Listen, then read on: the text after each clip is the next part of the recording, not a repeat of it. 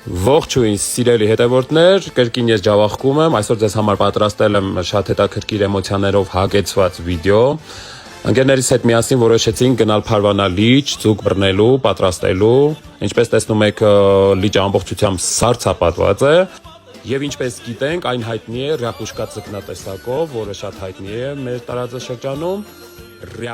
Յուրաքանչյուր հանդիպում հետաքրքիր մարդու հետ հնարավորություն է բացահայտելու նոր հորիզոններ։ Այս անգամ բախտ վիճակվեց հանդիպել եւ զրուցել մի մարդու հետ, որն իր կյանքը կապել է խոհարարության եւ մշակույթի հետ։ Այսօր հեռուստադիտողի ուշադրությանը կներկայացնենք ծնունդով Հեշտյա գյուղից բլոգեր հրուշակագործ Ալեքս Բադոյանին։ Նա կներկայացնի իր կյանքի պատմությունը, կապված խոհարարության նուրբ արվեստի հետ։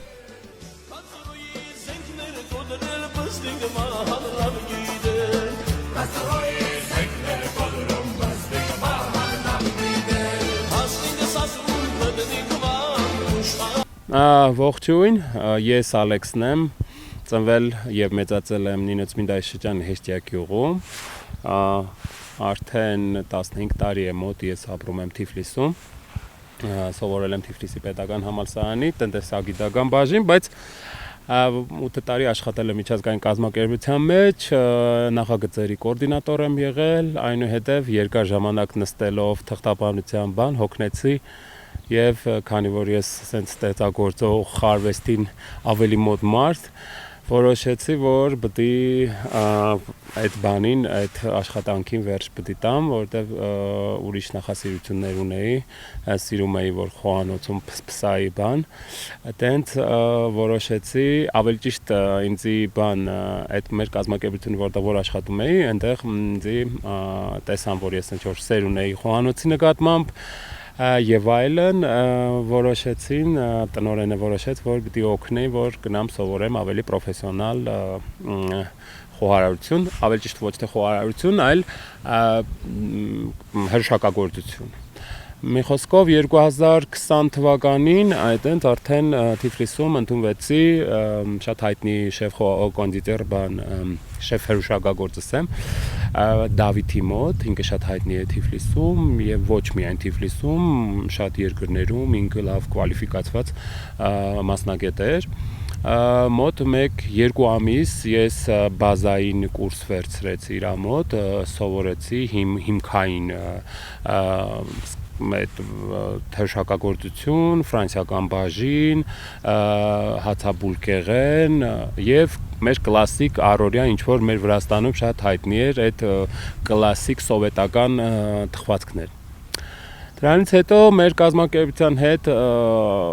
որոշեցինք, որ հիմքը կար, միտքը կար, գաղափարը կար եւ այդ 2022 թվականին որոշեցինք միջազգային կազմակերպությունների հովանավորությամբ, ֆինանսավորմամբ որոշեցինք Թիֆլիսում բացել առաջին սոցիալական ներառական սրճարանը, ներառական սրճարանը ու սկսեցի այդ տնօրենի որոշմամբ ես պետք է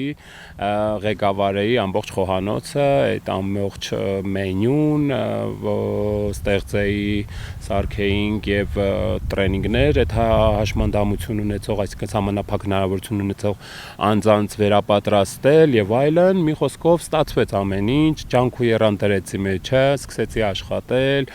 մտածել, այսինքն ուղեղից այդ ֆանտազիան, այդ բան ամեն ինչ ես որոշեցի, ստեղծեցինք միասնական այդ սրճարանը եւ այնտեղ սկսեցինք արդեն վերապատրաստողական այդ դասընթացները, այդ հաշմանդամություն, այսինքն ժամանապակ հնարավորություն ունեցող երեխաներին, անձանց նաեւ ասեմ, որտեղ այնտեղ հասակավոր մարդիկ էլ կային, որ ցանկություն էին հայտնել, որ մասնակցեին ու այդպես սկսեցինք այդ process-ն էլ ես մոտավոր եթե չեմ սխալվում ու տնակատ մոտ 35 անձնավորություն, այսինքն երեխա, երիտասարդ, տարբեր, այսինքն համանապակ հնարավորություն ունեցող անձանց վերապատրաստեցինք մենք եւ այտենց այդ ամեն ինչը կազմակերպեցինք իրանց հետ ու շարունակեցի իմ այսինքն ավելի պրոֆեսիոնալ խոհանոցում աշխատելու իմ կարիերան, այսինքն կոպիտ ասեմ։ Շփվում եմ տարբեր մարդկանց հետ, տարբեր պրոֆեսիոնալ անձնամարդկանց հետ, որ ասենք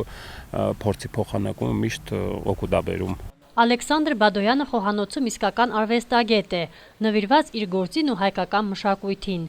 Բացի խոհարար լինելուց նա մեծ հայրենասեր է, ով կարևորում է ջավախյան ավանդույթները։ Նրա խոսքերում զգացվում է սեր դեպի խոհանոցը եւ հայկական սովորույթները։ Այսօրվա վիդեոն որոշի եմ որ նկարիմ հեշտիայի մեշո բարբարով, այսօր թունդրա մեջ որոշի եմ կողել հայկական ավանդական խորիսով կատել։ Որ նոր մենք կողինք նոր տարվա հարսնքնուն, զադիգի վախտ։ Արեք հիմի իրարի հետ սկսենք պատրաստել։ Ինչ վերաբերվի բաղադրիչներն ու չափաբաժիններում հիշեք նկարագրության մեջ։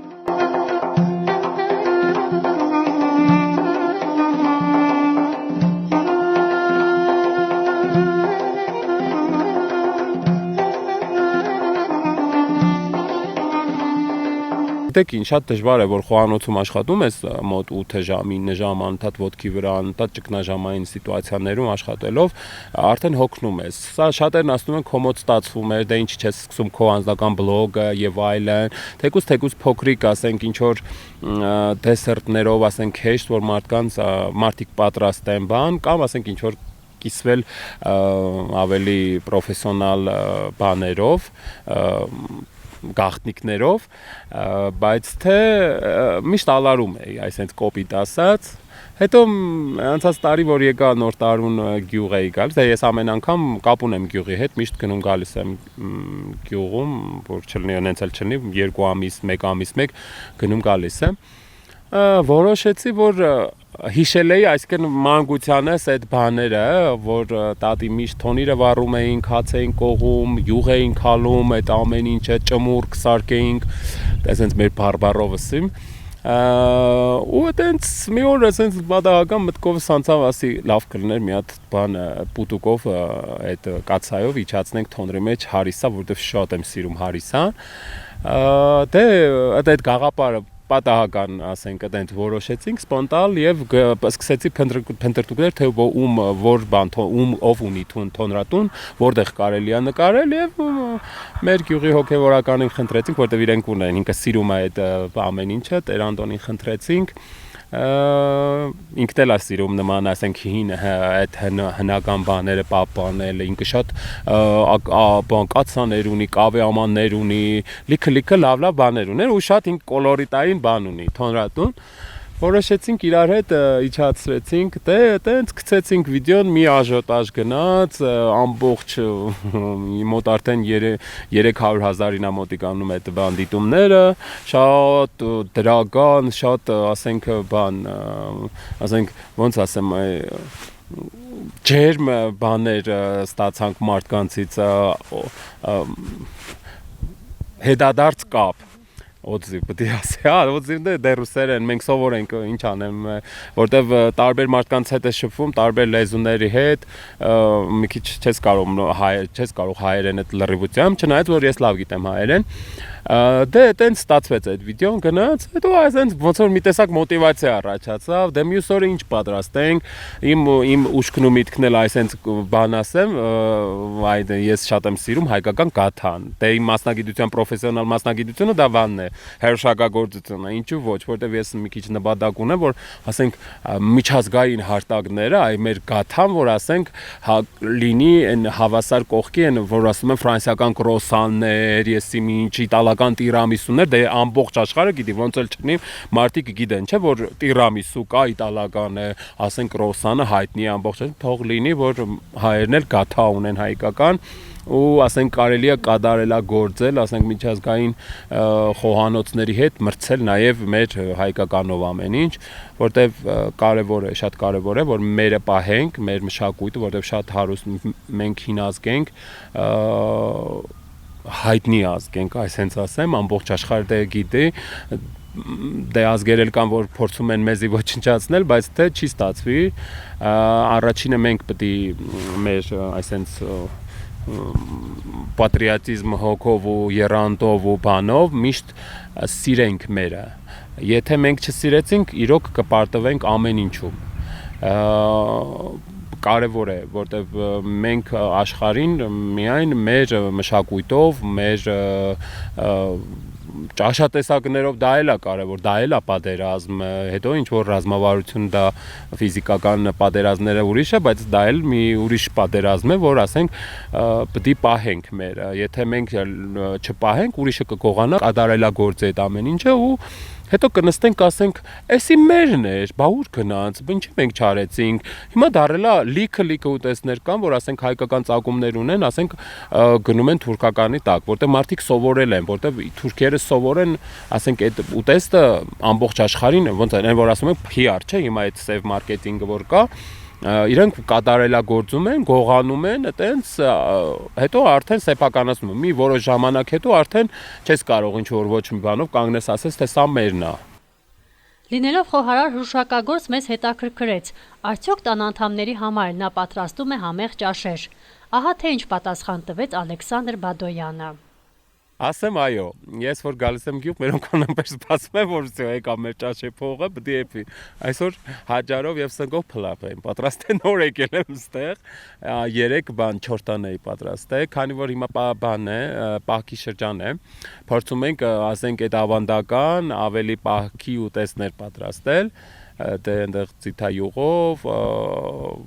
ծավարեղեն, բոլորը այդ ամեն ինչը կարելի է պահքի շրջան։ Այո, ես պատրաստում եմ տանը, շատ սիրով պատրաստում եմ մերոնց համար, փորձում եմ, բայց երբեմն, ասենք, միջազգային, ասենք, ինչ որ խոհանոցից ինչ որ մի բան եմ սարքում, երբեմն չեն հավանում, որտեվ իրանց համը, իրանց բանը ուրիշ բան է, էլի։ Ես որ ուսումնասիրում եմ խոհանոցները, ինձ տարբեր խոհանոցներ ես ուրիշ ձևի եմ ըմբռնում այդ ամեն ինչը, որպես պրոֆեսիոնալ մասնագետ եմ ըմբռնում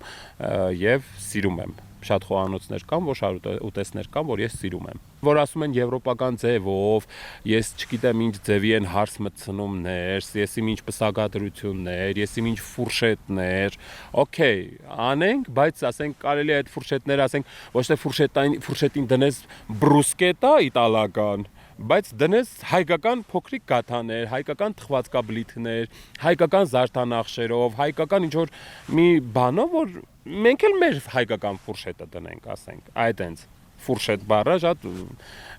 դե տարածված է, գիտեք ինչ, մեկը որ անում է, մեր մոտ էսենց գնում է այդ բանը, process-ը, սա ես ինչով եմ պակաս, որ չանեմ։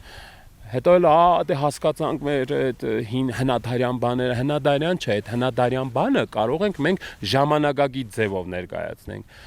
Դրա համար էլ կարևոր է, որ սիրենք, հարգենք, պահենք, փոխանցենք սերնդից սերունդ, որ չոչնչանանք, որտեղ կարևոր է դա, եթե մենք մեր մշակույթը կորցրեցինք, ուրեմն մենք կորցրած ազգ ենք։ Հանդիպումը շատ հաճելի էր ու անմոռանալի։ Ալեքս Բադոյանն իր խոսքում մի քանի անգամ շեշտեց, որ ապրելով Թբիլիսիում եւ առնչվելով վրաց մշակույթի հետ, նա երբեք չի մոռանում իր արմատները, վստահեցնելով, որ հենց մենք պետք է պահպանենք հայկական մշակույթը, խոհանոցը, քանի որ այն մեր կյանքի անբաժանելի մասն է։ Ալեքսի խոսքերը մեկ անգամ եւս հիշեցրին, որ հայկական խոհանոցի պահպանումը շատ կարևոր է, որպեսզի սերնդեսերունդ փոխանցվելով ցանկացած բաղադրատոմս հիշեցնի հայկական խոհանոցի աննկարագրելի եւ յուրահատուկ համն ու հոտը։ Где были итальянцы, когда в Джавахете делали татар-бураки? Где были их равиоли, когда у нас здесь в Санхе-Джавахете делали вот такой татар-бураки?